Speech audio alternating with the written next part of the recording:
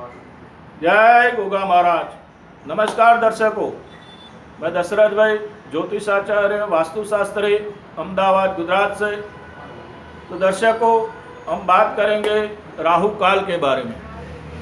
हम बात करेंगे सिर्फ सोमवार के दिन कितने बजे राहु काल होता है उसके बारे में, और राहु काल के वक्त कौन सा काम करना चाहिए, कौन सा नहीं करना चाहिए, और अगर काम करना ज़रूरी है तो आपको उसके लिए क्या उपाय करने चाहिए। और दूसरा, राहु काल को आसानी से आप कैसे देख सकते हैं आपकी जो कैलेंडर है, मंथली कैलेंडर जो होता है उसके अंदर। और राहु काल को हम चौघड़िया का हिसाब से भी देख सकते हैं। तो दर्शकों देखिए, पहले सोमवार के दिन देखिए, राहु काल हर दिन होता है, 7 वार होता है, पूरा महीना होता है, 365 दिन राहु काल होता है। और जो सोमवार के दिन जो है वो दूसरे जो प्रहर होता है, दूसरा चौघड़िया जिसे हम बोलते हैं, उसके अंदर राहु काल होता है। और राहु काल का जो टाइमिंग है वो 1.5 घंटे का होता है, यानी कि 90 मिनट, 1 घंटा 30 मिनट ये राहु काल का समय होता है। तो राहु काल के समय को देखें कैसे। तो देखिए, राहु काल का जो समय है, मैं यहाँ पे आपको एक फिक्स समय बताऊंगा, और वो समय है उसको आपको, आप जहाँ पे भी, जो भी शहर में रहते हैं, जो भी गांव में रहते हैं, या किसी भी देश में रहते हैं दुनिया के, वहाँ से आपका जो सूर्योदय होता है, और वो सूर्योदय के समय जो हम चौघड़िया देखते हैं कि भाई ये चौघड़िया इतने बजे चालू हुआ, ये चौघड़िया इतने बजे ख़त्म हुआ, क्योंकि हर चौघड़िया भी 1.5 घंटे का होता है, वो भी आप समझ लीजिए। तो यहाँ पे मैं आपको बताता हूँ, देखिए ये आपका मासिक कैलेंडर रहेगा, और यहाँ पे जो है वो आपको ये तारीख के सामने यहाँ पे सूर्योदय लिखा होगा, तो वो सूर्योदय से आपको टाइम गिनना है। अब देखिए, सूर्योदय से टाइम क्यों गिनना है, तो आप जानते हैं कि गर्मियों में जो है वो सूर्योदय सुबह 6 बजे हो जाता है, और सर्दियों में अगर आप देखेंगे तो सूर्योदय जो है वो सुबह 7 बजे या 7:30 बजे तक की भी होता है। तो ये टाइमिंग का जो हिसाब है राहु काल का, या कह लीजिए कि चौघड़िया का, तो वो टाइमिंग का हिसाब सूर्योदय के हिसाब से होता है।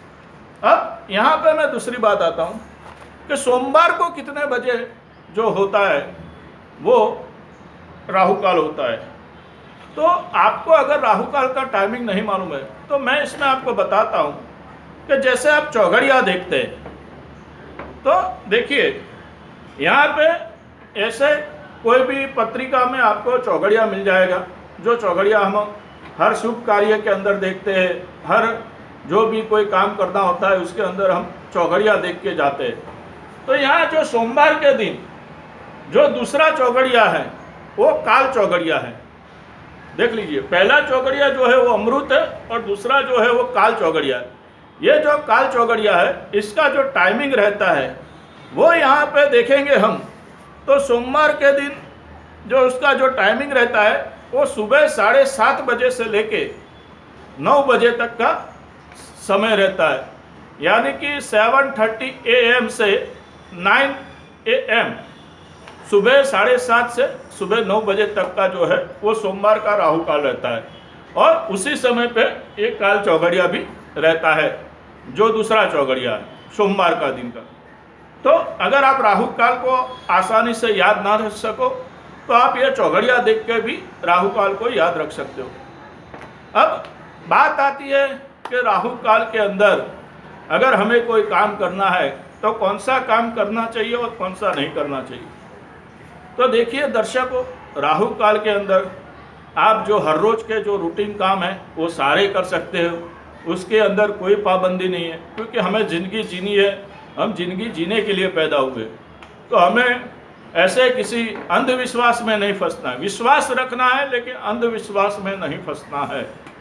तो जो राहु काल को जो टालने का जो काम होता है उसके अंदर मान लीजिए कि आप सगाई करने जा रहे हैं, और सगाई करने का टाइम वो रखा है, तो वो आप टाल सकते हैं।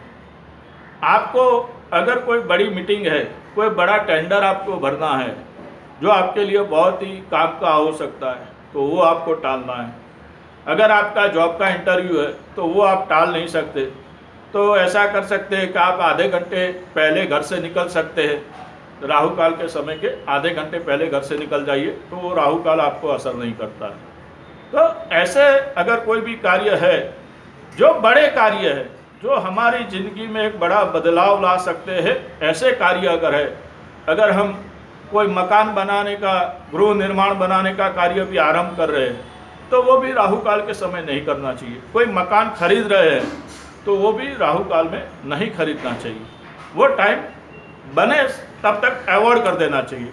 या तो उसके आधे घंटे पहले घर से निकल जाना है, या उसके 1 घंटे पहले वो कार्य शुरू कर देना है। तो आप समझिए। अब मान लीजिए कि ऐसा चले, ऐसा नहीं है, तो मैं आपको बता दूं कि अगर आपकी जन्म कुंडली के अंदर अगर सूर्यदेव बलवान है, यानी कि सूर्यदेव अगर आपकी जन्म कुंडली के अंदर सिंह राशि में है, मेष राशि में है, मीन राशि में है, तो यहाँ पे आपको राहु काल का ज़्यादा असर नहीं होगा। अगर आपकी जन्म कुंडली के अंदर चंद्रदेव बलवान है, वृषभ राशि के चंद्र है, सिंह राशि के चंद्र है, और गुरुदेव की दृष्टि अगर आपकी जन्म कुंडली के अंदर सूर्य पे और चंद्र पे है, तो आपको ये राहु काल से डरने की ज़रूरत नहीं है। अब मान लीजिए ऐसा भी नहीं है, तो अगर जिस दिन आपको जो काम करना है सोमवार के दिन, अगर उस दिन मान लीजिए कि चंद्र महाराज पे गुरु की दृष्टि है, या फिर सूर्यदेव पे गुरु की दृष्टि है, या फिर आपके जन्म कुंडली का जो राशि है, आपकी जो राशि है वो राशि के मालिक पे गुरु की दृष्टि है, या आपके लग्नेश पे गुरु की दृष्टि है, तो भी आपको जो है ये राहु काल की ज़्यादा असर नहीं होगी। और फिर भी अगर कार्य करना ही पड़े तो प्यार से, नम्रता पूर्वक राहु देव को प्रणाम कीजिए, क्योंकि स्वयं हमें फिर राहु को ही मनाना होगा। तो राहु देव को 2 हाथ जड़ के विनती कीजिए कि हे राहु देव, मैं आपको प्रणाम करता हूँ, मैं आपकी सत्ता का स्वीकार करता हूँ, लेकिन मेरा ये जो कार्य है वो मुझे आप ही के राहु काल में करना पड़ेगा, तो प्लीज़ मुझे क्षमा करें और मेरा कार्य ये संपूर्ण करें। ऐसे राहु देव को नमस्कार करके ओम राहवे नमः, ओम राहवे नमः, ओम राहवे नमः, ऐसे 3 बार मंत्र बोलिए। और फिर जो हो सके वो मिठाई, बर्फ़ी है, पेड़ा है, मीठी मिठाई जो भी है वो आप खुद भी खाइए और अपने परिवार वालों को भी खिलाइए, और आजू बाजू में सबको बांट दीजिए। और आप घर से फिर राहु काल में सोमवार के दिन वो काम करने के लिए प्राणायाम कर सकते हैं। तो दर्शकों, ये थी मेरी राहु काल पे सोमवार के लिए जानकारी। अगले वीडियो में मैं मंगलवार का राहु काल के बारे में बात करूंगा दर्शकों, और मेरे भी आगे राहु काल के बारे में विस्तृत वीडियो बनाया हुआ है कि राहु काल कैसे देखा जाता है, उसकी उत्पत्ति कैसे हुई, उसकी पूरी कहानी मैंने बताई हुई है। तो वीडियो आपको राहु काल के बारे में ज़्यादा जानकारी देगा। तो मेरी चैनल को सब्सक्राइब कीजिए, लाइक कीजिए, शेयर कीजिए, और अभी तक अगर आपको कोई जन्म कुंडली के बारे में कोई प्रश्न है तो मेरा कॉन्टैक्ट नंबर है 9898290870। इस पर आप मुझे फ़ोन करके आपकी जन्म कुंडली के बारे में कंसल्टेशन ले सकते हैं। दर्शकों, मेरा कंसल्टेशन चार्ज एकदम नॉर्मल है, मैं कम कंसल्टेशन चार्ज लेता हूँ। तो जय गोगा महाराज, और मेरी चैनल को सब्सक्राइब जरूर करें।